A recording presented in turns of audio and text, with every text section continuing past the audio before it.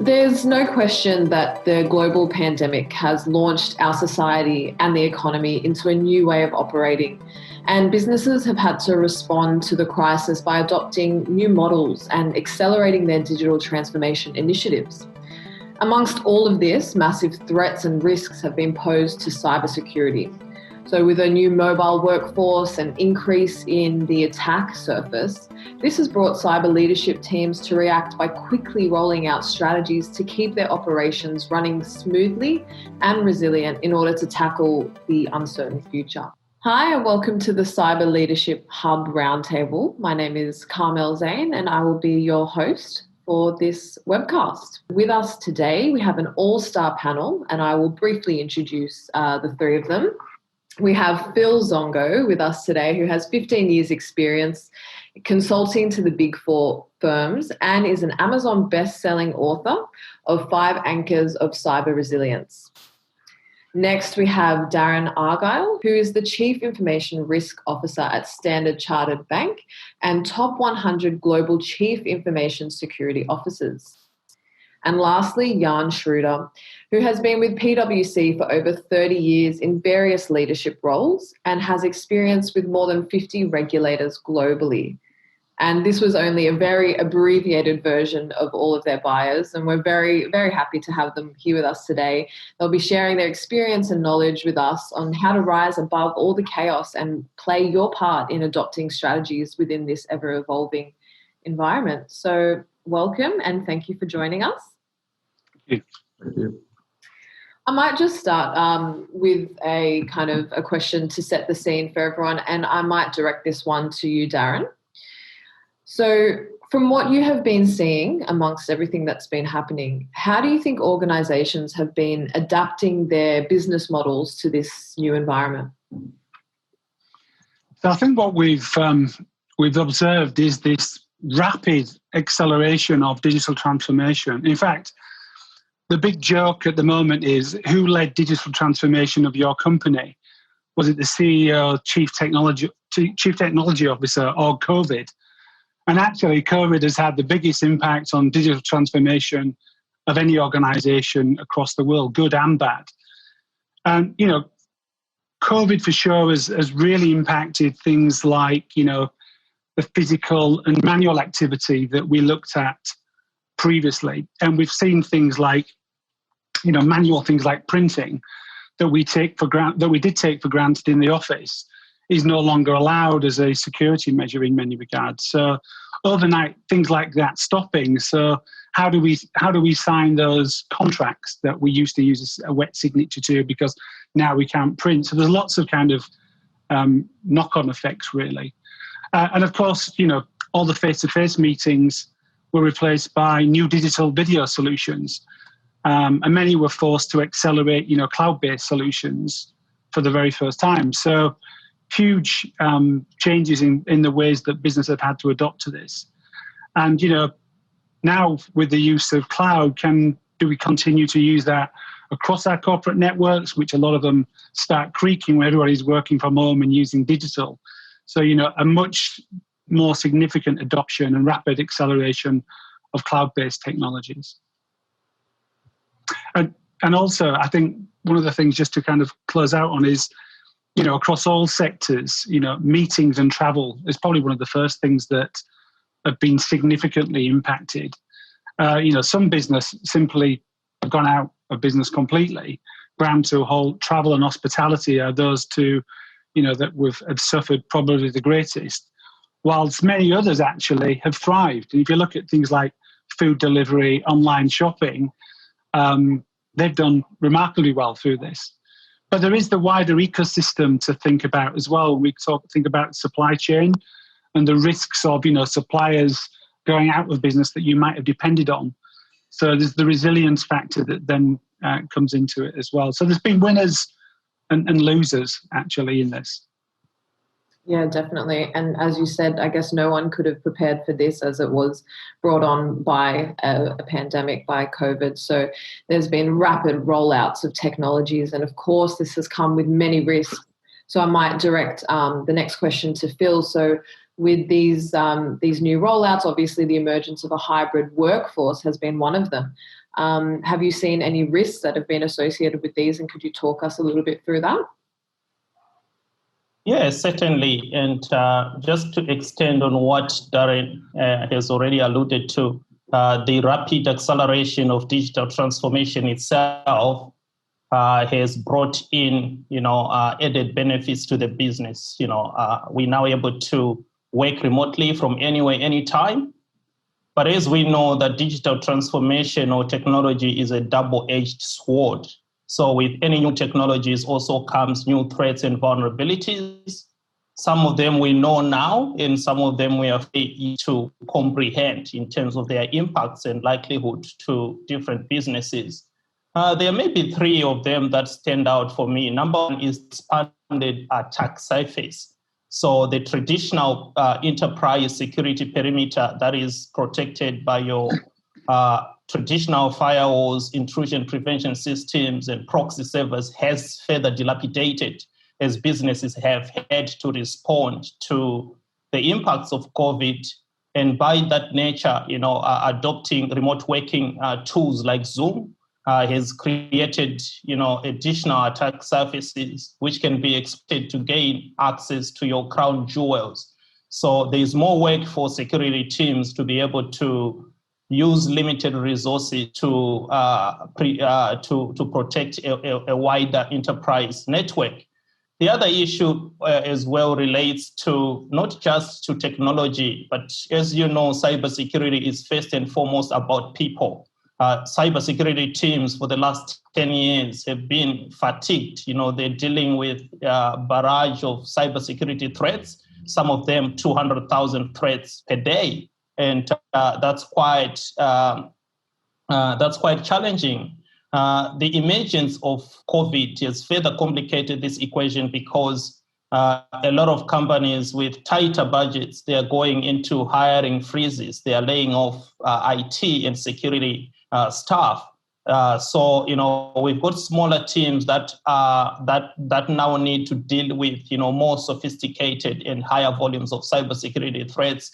And the anxiety that comes with isolation as well increases the likelihood that staff will get when people are anxious, their vigilance goes down. So the likelihood of sophisticated phishing attacks going through people's mailboxes and people clicking weaponized hyperlinks has gone up as well. Another issue, is we, companies have had to deal with this unexpected pandemic. So, we're rolling out a number of technology tools to support remote work, adopting public cloud, VPN solutions, and quite a number of other solutions. And one of the fundamental pillars of cybersecurity is, new digital transformation products have to be secured from the outset. If you don't do that, the cost of securing products that are already in operation goes up, maybe 5 to 10 times. So that rapid acceleration of digital transformation increases the likelihood that we will, push in half-baked security solutions into live environments, again opening up, potential avenues for threat actors to exploit and reach to the to your crown jewels. So there's quite a number of factors. Maybe for me, those three go out. Maybe in conclusion, I would say, as a secondary impact, we are likely going to see the cost of cyber insurance go up as well, with people working from home, using their own devices. Insurers are trying to figure out, they can adjust their cyber insurance models. So that's going to be maybe a secondary impact from a risk perspective. Yeah, definitely. So I think it's very evident that the threat landscape has changed dramatically. So I guess my question would be is now, and I'll direct this to you, Jan, what can we actually do to improve our collective intelligence? Well, when we talk about the threat landscape, we often forget that it's actually also about people. So the cyber criminals are people as well. And just as the pandemic impacted all organizations, it impacted the cyber criminals as well. But for them, there's probably more upside if I was a cyber criminal, I just see upside and opportunity. So we've seen initially a big spike in COVID-themed emails, phishing attacks, fake domains being registered. Then we saw increased attacks on healthcare organizations, especially with ransomware. Again, because the cyber criminals saw a weakness there and they knew that they were probably under pressure. And then more recently, we've seen a big spike in state-sponsored attackers targeting vaccine research as the global battle for vaccine supremacy started to reign. At the same time, also inside organizations, the threat has increased. We've got potentially a much larger base of disgruntled employees or ex-employees or contractors who are not happy with the fact that they've been put on leave without pay or have been put off or just generally unhappy with the changes in the organization. So all of that means that it's just even more important than always, and we always say this, that you need to have access to reliable and up-to-date threat intelligence, not just the sort of things that are a few months old or not just the ones that are in open source, but things that are emerging and also not just at an operational level, but also at a strategic level. And therefore, it's as a cybersecurity professional, you can't just rely on what you read in the papers. You have to have access to threat intelligence that's relevant and up-to-date and reliable. And the best way to do that is to participate in intelligence sharing forums. There's lots of those around depending on the industry that you're in or the country that you're in. And typically the ones that have some government or law enforcement involvement are the ones where you will get earliest access to the best information. So we've always said that is something that is really important to have access to that type of threat intelligence. But given the rapid state of change that we're in at the moment, it's even more important than it's always been. Definitely. And I appreciate that, being up to date with knowledge and being involved in intelligence sharing forums is very important. But as you said, I guess people have been capitalizing from the situation being COVID. So perhaps we wouldn't have been able to prepare as much as we would have liked to. So Bill, do you think that, in light of everything that and how it's happened, could we have been better prepared and how? Oh, yeah, I think to some extent, COVID has awakened, mostly, the greater business, senior business executives to the significance of cybersecurity, because a lot of businesses, like we said earlier on, they were caught unprepared.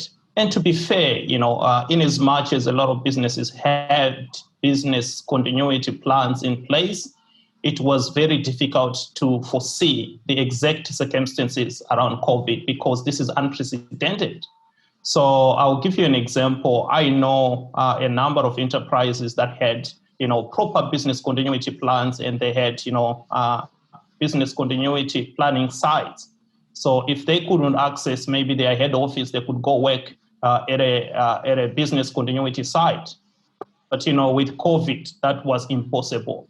There's no public transport, people in lockdown, you have to work from home. So that by itself, that, a plausible BCP scenario was thrown out through the window. So it was difficult for businesses to foresee. But I would say, for companies that were embracing digital transformation much earlier on and the new ways of working, I know a number of organizations that already were supporting people to work from home. I also know CSOs who have gone with cloud-first cybersecurity strategies, which means, they no longer buy hardware-based cybersecurity appliances like your proxies or firewalls or email security gateways. They use cloud-based security solutions that are able to scale, in line with changing business requirements. So for those organizations, it was much easier for them to, because it's, you pay as you go, you can easily, increase the number of licensing. That was much easier for them. So I would say, it was much difficult for for organizations to foresee the full impacts of COVID. But for organizations that were, a step ahead, like in terms of embracing new ways of working, it was much easier for them to adapt their cybersecurity or their technology environments in a secure way than those that didn't prepare. Absolutely. And I think perhaps one of the biggest topics that has come about is the remote workforce.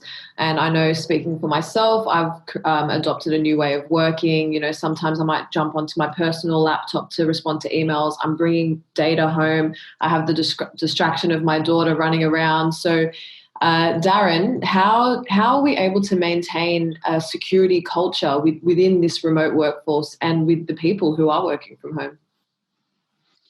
Yeah, it's an interesting one, Carmel. I think the same principles apply, right? But there are some subtle differences. And, with working from home, there's now greater care over the physical environment. And we tend to, when we say working from home, you can think it's actually working from home. But the reality is that it's remote working. So there's much more people working in cafes, restaurants, if they're open, of course, because of COVID, some are not open. But for those that are open and you are able to go to in a social distancing environment, there's a greater risk there. And there's a couple of risks that are accentuated. So for one, any conversation that's confidential in nature obviously can be overheard. So you need to be careful about what you're saying, particularly if it's something sensitive that might be attractive to potentially an attacker who might be in that environment. I mean, if attackers are not going into the office, they're probably working mobile as well. So they might be in the same restaurant as you. So that's something to think about. Now, of course, we've got mobile devices that we take in. We've got our mobile phones, our mobile laptops and things. So, you've only got to step away to the toilet. They're much more likely to be stolen in those environments as well. And depending on where you are, that risk is greater. So much greater care over the physical environment that you're in as well. Now, we also know, Phil's already mentioned, certainly Jan has, in terms of the escalating threat landscape, specifically around COVID-themed attacks. Now, we know that especially the phishing themes have gone up around COVID, and we know that in various locations that you might be in, we still need to enforce those cyber safety messages. So try to get an extra reach through your ambassador programs as security champions. So, might not all be in one location, but they might be in the areas or jurisdictions that many of your employees might be meeting. So if they're meeting up in a cafe, maybe they could go along to the cafe if they can't quite get along to the office to maybe get involved in some of those meetings and discussions. So that's one thing. I think the other thing that we need to think about as well is to encourage kind of what we call discretionary performance. So we know that performance is measured by mandatory objectives that people have to meet, but start rewarding people for doing the good things around security as well. So reporting suspicious behavior. In some more sophisticated organizations where they use gamification, there's much more reward for doing the good things. So make that visible, increase leaderboards to show where people are reporting suspicious behavior, reporting numbers of phishing attacks. So you're encouraging that discretionary doing the right thing. I think it's important. And then lastly, I think it's also important when we think about this new remote working environment is that technology can actually be our friend as well. Now, there's a concept called zero trust, which means that, you're going to reduce the amount of user error if the technology itself is inherently secure, but also does the secure connections for you and verifies it over those internet channels. So you're less likely to connect to an unsecure environment and then do a VPN to connect to it to make a secure channel. It just connects and makes that secure connection. So things like zero trust technologies can really help in that. But also as well, if you do have secure VPNs, then make sure they've got things like two-factor authentication enabled as well. So again, there's that extra level of security when you're out and about, cafes, restaurants, etc. And the last thing is, you mentioned it earlier, but people are much more stressed in these environments. Partners working from home, kids working from home in the same environment. So, when people are stressed, they're much more likely to make mistakes. And we know that, 95% of all major breaches in the world are usually user error. So if that's the case, then we want to try to reduce that down by keeping people less stressed. So the more that we can improve well-being in those home environments, being less stressed, they're much more likely to make errors. So I think that's really important. Absolutely agree. And I think, maybe in the past, a lot of companies and businesses have toyed with the ideas and done a few security checks here and there, and all these buzz terms around having an agile and flexible workforce. And now we're actually forced to adopt these strategies because it is our reality. And we're seeing now that cyber resilience has never been more important.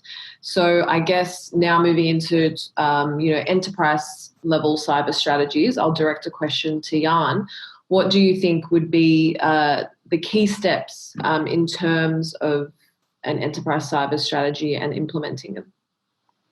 Well, the first thing I'll say is that the old days of having a 3-year cyber transformation roadmap are probably finally over. We've been advocating for quite a long time now for a much more agile approach with, whether it's rolling quarterly planning or reprioritization or whatever it might be. But with the rapid changes as a result of COVID, we've really seen how a 3-year roadmap that you might have spent a long time on can be thrown out of the window. I've recently worked with 2 organizations, one that has just come towards the end of their 3-year roadmap, and they're now they were looking at doing a new strategy and a new 3-year roadmap, and then COVID hit, and then obviously they had to throw all of that out. And another organization that have actually just initiated a 3-year roadmap, they have engaged consultants to run the transformation program, and also they've had to throw out the whole roadmap. So the pandemic has illustrated that you need to be a lot more flexible, a lot more agile, and that you need to be in the position to reprioritize on a regular basis as the external and internal environment changes. We know the business environment will still be quite volatile, at least for the next few years. So we need to continue to be agile and responsive to those changes and be able to adopt our cyber strategies to those changes. Sometimes a lot quicker as well, but at least if you are doing a quarterly planning cycle rather than a 3-year planning cycle, you have some chance of being a bit more flexible with your budgets and resource allocation.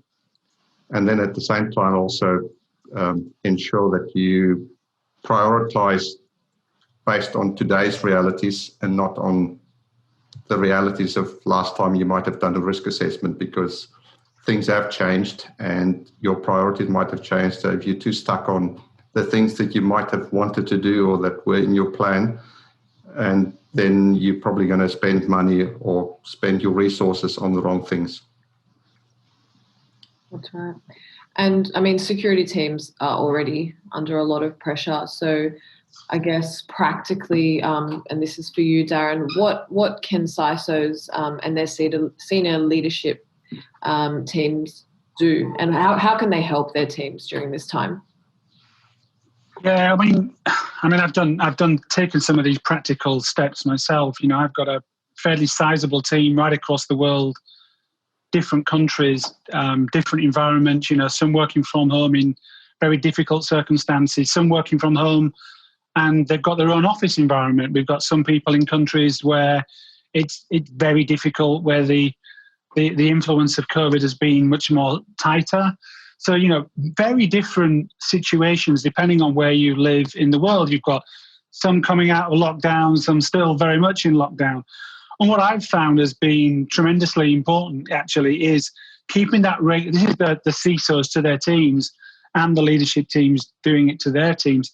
It's much better to have a constant drumbeat of communication. So where maybe just rather than the once a week, maybe it's twice a week. So, and not necessarily just a business update. The second update in the week can be, how's things going for you personally? Really understand how's it going with their families and how it's going with the kids. So that's something that I think, well, I certainly adopted.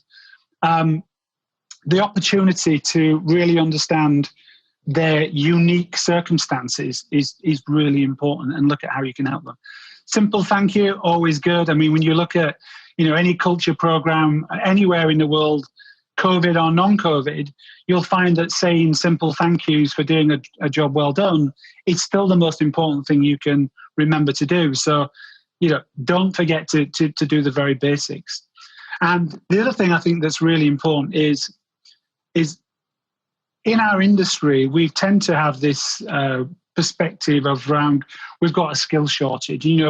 People are much more less likely to move as well. So if you've got demand for much more skills in your organization, this is the demand, and you don't have the supply to meet the demand, how are you going to fix that problem when your teams are already stressed? One thing to consider is, how do you spread the load to other teams in your organization? Some organizations have done this much more successfully than others, but I think now is a really good opportunity to start to spread that security education to other members in the organization to lighten the load on the security team. So this is not security awareness, this is security training of others in the organization to take on some of those security responsibilities away from the security team. Culturally, that's a great thing to do as well, because it means that you've got more people taking security as everyone's responsibility. So I think that's crucially important. As far as the teams themselves, everybody likes to feel motivated about, they feel like they're developing in some way. And we know that during COVID, that hasn't changed. In fact, it's even more important. When people are stressed and feel like it's just a day-to-day grind and they're not really developing, then it's important that you find ways to introduce education that helps them to be motivated. And I think a really good thing for teams to really focus on is not so much the technical competencies, but some of the subtle communication competencies that we teach actually in the Cyber Leadership Institute, which is around, the softer skills. Communicating and influencing is something that our industry has failed in miserably over the years. And it's something that we recognize needs to get much better, certainly as you move higher up the organization, when dealing with business leaders, executives, and the board. So how do we teach our leaders, our security leaders, cybersecurity leaders, to communicate and influence with impact when they don't have that face-to-face opportunity that they could always fall back on before? So improving communication and stakeholder management is crucially important, and perhaps leverage some of the digital training opportunities that are out there, I think is one real way to step up the cybersecurity leadership teams and help them be more effective during this period. Yeah, absolutely. I think a lot of people just in their everyday working lives can feel quite removed from the security facets of business. But I like that idea to have everyone empowered to take control of that, which is really good. I guess amongst everything that has been happening and the struggles that businesses have been facing as well, there have been a lot of budget cuts that we've seen. So, Phil, I'd like to ask you, how do you think the CSOs and businesses can prioritise the essentials of what to do within all of these budget restraints? Great question. So the primary responsibility for me for the CSO is to maximize the value of the existing cybersecurity budget, which means getting the maximum impact out of every dollar that you invest in cybersecurity. The number one thing that we emphasize as well in the Cyber Leadership Institute is you need to have a strong grasp of your crown jewels, which is your most important digital assets, which you just have to ask yourself a simple question, out of hundreds of systems that we manage, which ones, maybe top 20, which if they are hacked, the business is in deep trouble. We could file for bankruptcy, we could lose millions of sensitive customer data, or could lead into serious regulatory scrutiny. So for me, that is the number one issue is, we need to now really refocus on, what systems really matter, which systems underlie the heart of the enterprise, because, spreading ourselves thin across every digital asset is a strategy that loses before it even takes off. It's important to mention that it's not just, your core systems like your core banking applications, but they can be technology tools as well that support your critical digital assets like your Active Directory, your cloud management consoles. So you need to have a strong grasp of that and redirect limited resources around that. Similarly important is around, we're talking about cybersecurity awareness culture. The problem that I see when I interact with other CSOs is, this one-size-fits-all cybersecurity, foundational compliance-based cybersecurity training programs. I think we now need to shift that given the new ways of working, which means we need to segment our staff into different risk buckets. Identify those high-risk communities like your network administrators, people who handle credit cards or, highly sensitive information. Then you provide tailored cybersecurity communications that address those specific threats that they face. The other issue as well is, as a CISO, you need to have the courage, which is, part of your leadership role, is to have the courage to pivot away. Say you had your 3-year strategy, Jan said, given the new ways of working and the new threats coming to the fore, having the guts to kill existing projects and refocus, the limited resources towards what I call the non-negotiable cybersecurity controls. Like now, previously, administrators working within your firewalls, within, a restricted perimeter, the risk around, the likelihood of credential theft on your privileged accounts was much lower. Now you've got people working offshore and remotely, and they are logging in with very powerful user accounts into your network. I think that really creates a serious risk. So projects like privileged access management, multi-factor authentication, remote access, those non-negotiable controls around your crown jewels is very, very important. And lastly, but by no means least, is about your governance model. Normally, in my experience, I use what's called an active cyber risk profile, which means, we've on maybe, top 6 or top 10 cybersecurity risks. I think it's time to revisit your active cyber risk profile, which means you also redirect the governance and assurance processes around, those, like expanded supply chains. If you are using new suppliers and you've brought in new technologies, you need to adapt your assurance models to make sure that, you've got reasonable comfort that those suppliers are not introducing additional risk to the enterprise. So those are maybe some of the top 4 areas where you can try to maximize the value of a diminishing cybersecurity budget. Some great points there, definitely. And I suppose with all of the budget restrictions as well, cyber executives are under a lot of pressure now, and it's more important to secure appropriate funding. So a question for Jan, what are some tips for cyber executives when they are trying to secure the funding to meet this new demand? I think the first thing to understand, and people intuitively understand it, but practically don't always do it that well, is to understand that your cyber budget is only one way in which the organization can invest its money. And given the big change that every organization is going through, everyone's re-looking at their priorities. And where your cyber budget features in that list of priorities depends on the risk profile to the organization and how much value what you're going to do from a cyber perspective adds to the organization overall. So instead of just looking at your cyber budget in isolation, you really need to understand the big picture. It's really an opportunity for cyber leaders, CSOs, to step up and be part of that broader conversation and not just be pushing the cyber budget, but saying what is really important for the organization at this time.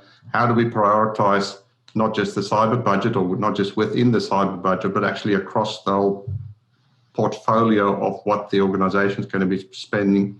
And really, and when everyone's doing this at the moment, really looking very carefully at what they're spending their money on, what return they're going to get, The second thing I'd add to that is also that it's not a binary thing. It's not, yes, you get the money, or no, you don't get the money. You need to try and squeeze as much return out of your cybersecurity investment as you can. And that means also doing things in a smarter way, often through either better automation or leveraging some other capabilities. Darren gave some examples of how you can even reallocate or reuse some other resources in the organization to achieve some of those security objectives. Thinking about smarter ways to get better return for your investment rather than just saying, I need more money all the time. The other point I'd make is, as always, you need to be able to understand the organizational priorities. You need to be able to continue to engage with the stakeholders. And that's one thing we're seeing at the moment, a lot of shifting of the ground in terms of stakeholders. There are senior people leaving, management teams being restructured, IT being restructured and reporting in different ways. So there's a big shifting of the ground. And if you thought you might have had really good understanding of all your different stakeholders and what their perspectives and priorities are, firstly, the stakeholders have changed, and secondly, their priorities have probably changed as well. So you need to spend more time on stakeholder engagement than you might typically have done otherwise, which with everyone working from home is probably harder than it sounds. You can't just bump into someone in the office or just happen to be participating in the meeting. You have to actively go out and create those connection opportunities. So, it's all the things that CSOs and cyber leaders have been doing in the past, but doing it in a much more intense way. And in fact, a lot of CSOs I speak to at the moment are finding that much more of their job is managing upwards and outwards rather than managing inwards. And that's why it's also important to make sure that you have a good 2IC in your team who can do some of the inward management so you don't keep drop the ball on that side as well. Sorry, one other thing maybe to add as well, even though there's a tendency at the moment to be very short-term focused, and because no one feels that they can see the future, that shouldn't be an excuse to just become operationally focused and forget your strategy. It's even more important now to be strategically focused and actually have a strategy, not just to build your credibility at the executive level or with the board or with the stakeholders, your regulators, whoever it might be, but also even with your internal teams. If there's nothing worse for an internal team, we talked earlier about, Darren talked about motivating your team. What they all want is to see some light at the end of the tunnel. And if you can keep on saying, look, things have changed, but we are moving towards a direction, it's much better than just saying, we'll talk about that later. At the moment, let's just focus on the operational stuff. So all of that, it's not directly related to getting your funding, but it's also part of that picture of continuing to have a strategy that is focused on what is important. Absolutely. And I think a lot of people have been very reactive because we've had to be. So being able to be a little bit more analytical and predictive in setting your strategy would be really useful skills to have in the workforce at the moment. So we've spoken a lot about the threats and the risks and how to respond to them. So Phil and anybody else who'd like to chime in, do you think that COVID has actually helped cyber resilience in any way? Yeah, definitely. I always say from a personal perspective that as human beings, we don't change unless we are put under tremendous pressure. And I think that's what COVID has forced new ways of thinking. We've been advocating for a long time, and I write it in my book, The End of the Fortress Mentality, that belief that we are secure because we've put, traditional security appliances around the perimeter, our firewalls, our security gateways, and that mindset has been forced to change. And I think it's a great thing because, and it's a two-way thing, as security teams as well. We have been stereotyped as, impediments to business transformation. People say we can't do this, we can't work from home because it's not secure, we can't use our own devices because security teams will say no. There's a lot of, we can't use public cloud, which has been, delivering tremendous business benefits for the last 10 years. And security has always been to blame. But now, with people are now forced to use these tools. If you don't use Zoom and collaboration tools, how are you going to, talk to your customers? How are you going to talk to your suppliers and your teams that are located in remote locations? So I think that shift in mindset is a great thing, because with digital transformation comes security. The biggest challenge we see as heads of cybersecurity or CSOs is trying to secure our legacy systems, old databases that, if you crypt them, you break their functionality. So with digital transformation, it becomes, as businesses migrate their critical workloads to cloud environments, as long as you think security from the outset, digital transformation is a great thing. So for me, there has been some added benefits, the reduction in technical debt, and CISOs as well have been forced to work smarter. I see teams that have been trying to build their own security operations centers and taken, more than a year because they can't find the talent, or it's just so complex for them to build, advanced data analytics. But because COVID is forcing people to think in an agile way, they're now forced to outsource those initiatives to organizations that can do that at scale to higher quality, so they can focus on what really matters, which is driving the strategy. The last benefit that I have seen is stronger collaboration with IT teams. Security, as security professionals, we don't exist on an island. For us to succeed, we need strong cybersecurity. We need strong stakeholder management, which means, the ability to influence IT teams to do the right thing, or senior business leaders to invest in cybersecurity. And this rapid change in environment has forced better collaboration between teams, because we need to deliver these initiatives fast. So it's not all doom and gloom. There are some benefits that have come out of this difficult situation. Absolutely. And I think we've all learnt the lesson the hard way now, that change is absolutely inevitable. And whilst COVID seems to be, and it is the centre of our realities right now, it's actually not the only scenario where change is brought about. And I might direct this next question to Darren, because I know you have a lot of experience with M&As. But what are some other examples where we can draw upon to help us with this current situation?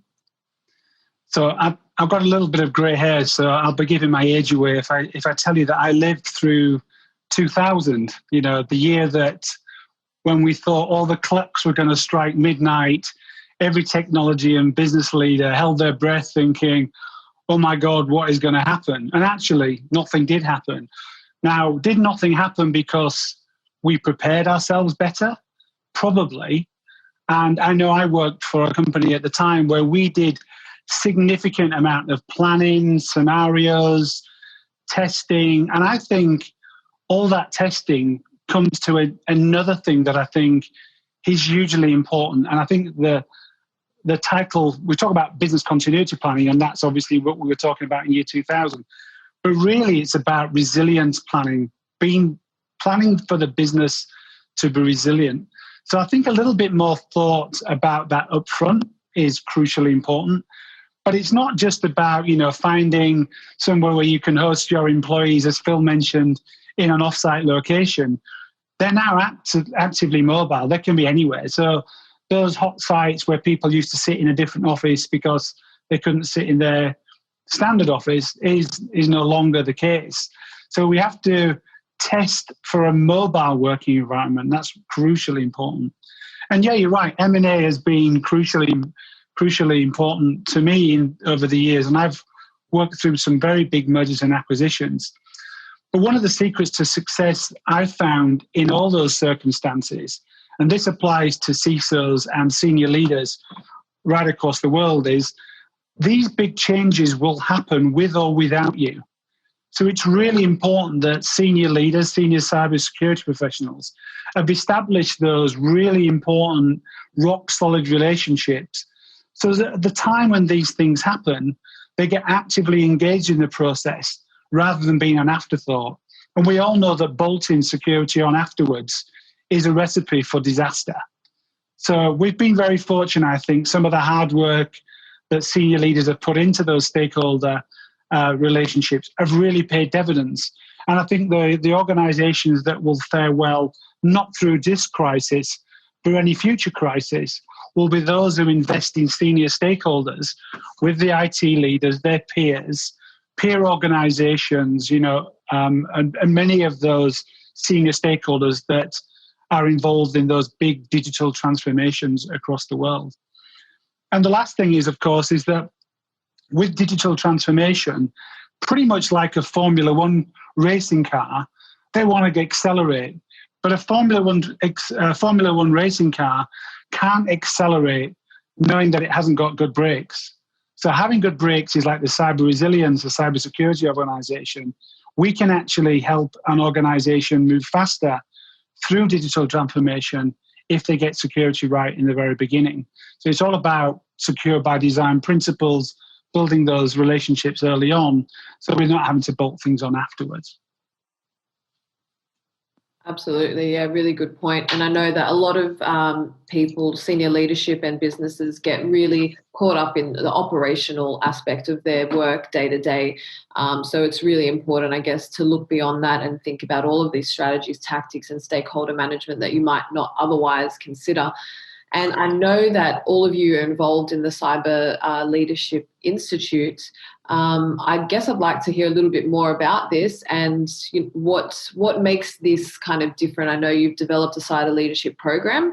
Have you been adapting to the current situation? Tell us more about the program and what actually makes it different as well. Yeah, so maybe I'll kick off and then I'll hand over to Phil and Jan to kind of talk through some of the areas. But, the cyber leadership was really born on the back of some of our own frustrations that we felt on a day-to-day basis in our own environment, but also many of the peers around the world. And I think what we'd understood was senior cybersecurity leaders weren't getting a voice at the executive table. And some of them were only surviving when they should have been thriving. So what was the difference that they needed to make that shift from cybersecurity professional to cybersecurity executive? And what we realized was it wasn't a need or demand for any more technical skills necessarily. It was more about strategic thinking, using those stakeholder management skills that we talked about. How do you have influence? How do you impact? How do you positively bring about change in your organization through those relationships? So much more about the softer skills, really. Understanding that cyber resilience is where the game has been shifted towards, less about the kind of moat and castle mentality of yesteryear that Phil talked about. So that was some of the principles. Now, so this is all about, one of our flagship programs is the Cyber Leadership Program. So that's all about helping emerging cybersecurity leaders, those who have been in the profession for a long time, but are looking to get an edge to move up and really thrive in that C-suite and engage in the board in a meaningful way that brings about positive influence and the understanding that cybersecurity doesn't need to be a complex topic. And it's how do you boil that down into something simple so the senior leaders in the organization can make the right decisions about cybersecurity, where to invest or where not to invest. Yeah, you can find us online, so www.cyberleadershipinstitute.com. So you'll find us on the web. You'll find us on Instagram as well. We've got Cyber Leadership Institute Instagram. We've got a community on LinkedIn. So you'll be able to search for Cyber Leadership Institute on LinkedIn. We've got a community there where you can sign up, join the community. And as you said, Kamal, you can just reach out to any of us, and we'll obviously connect you to the programs and initiatives that we've got. And there's a thriving cybersecurity leadership community now as well. So if you see online, you'll see people are achieving these digital badges. So you'll see much more information just being shared through advocacy, really, through the many endorsements that we've got through all the people that have been through our programs. So it's kind of speaking for itself as well. So we're very pleased to see that people who've been through our programs, we're not having to kind of bring people to us. We're finding that people are coming to us through different channels, which is fantastic. It's exactly what you want. That's awesome. Thank you again so much for exploring this topic with us today. And thank you so much for your time.